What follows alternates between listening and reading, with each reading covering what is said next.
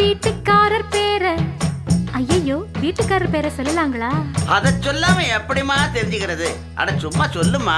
வீட்டுக்காரர் பேரை சொன்னே ராசுக்குட்டி ராசுக்குட்டி, அவன் பேசுகிற பேச்சு எல்லாம் சீனி கட்டி. அட கண்ணுக்கழகா ஆளும் இருப்பாரே, நித்தம் கலர் கலராடை அணிவாரே. இப்போ எந்த திசையில் எங்க இருக்கு